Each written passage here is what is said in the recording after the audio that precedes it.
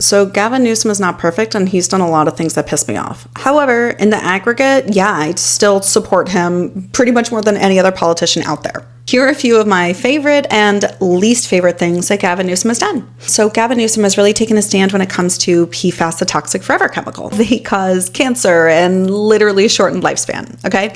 And he banned them from cosmetics, from children's products, from food packaging, from clothing, so many different categories. And he's way ahead of like the federal government on this, as well as many other states. However, he has not banned PFAS from artificial turf. Now, California has passed legislation on artificial turf. Before he took office, they had actually banned lead up to a certain amount in artificial turf because it used to have really high levels of lead in it. However, he still has not banned PFAS from artificial turf. And I think I know why. And it's because you can't make artificial turf without PFAS. And so by doing that, he would basically be banning artificial turf. And that is still very controversial. I have lots of big feelings on that, and I will keep those for another video.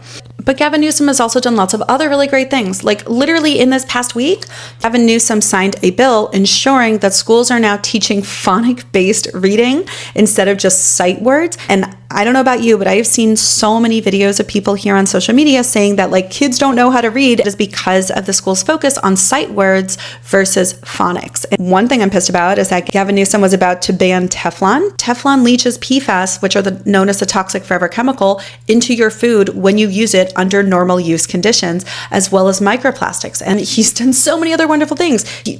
Gavin Newsom literally just banned all ultra-processed foods from schools in California, which is a huge deal. I just did another deep dive on that. Gavin Newsom has passed laws to tackle prior authorization, trying to restrict private equity in healthcare and in nursing homes, which is a big deal. He just passed all these laws to try and help restaurants and small businesses stay in business. He's passed a ton of laws on zoning and increasing density, especially near transit hubs, which will go a huge way towards making California a much more affordable place to live.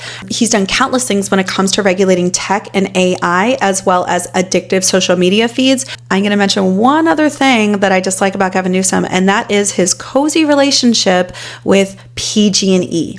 I don't know like that much about this topic, and I'm sure someone's going to chime in on the comments that knows a lot more about this. What I do know is that he passed a number of laws in the early 2000s protecting PG&E. Now, PG&E was found responsible for a number of different fires that people lost their lives over. The Paradise Fire was a big one, okay?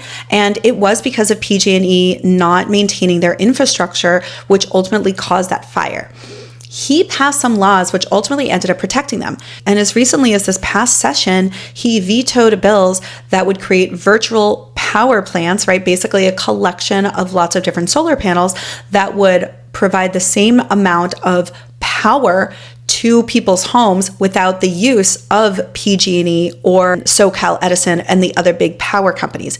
He vetoed that bill. This means that Californians will continue to have to rely on big corporations for their power as opposed to aggregating smaller sources like we already have so much of here in California with solar panels and wind and all of that. There is definitely a mutually beneficial relationship between Gavin Newsom and the power companies. I know there's something shady going on, and I'm sure someone else has a lot more information on it than I do. However, in the aggregate, I support him and what he stands for because he is doing things that benefit everybody in this country, not just Californians, and he's taking a stand on preserving our democracy and ultimately making California one of the best places to live, if not the best place to live in the entire country.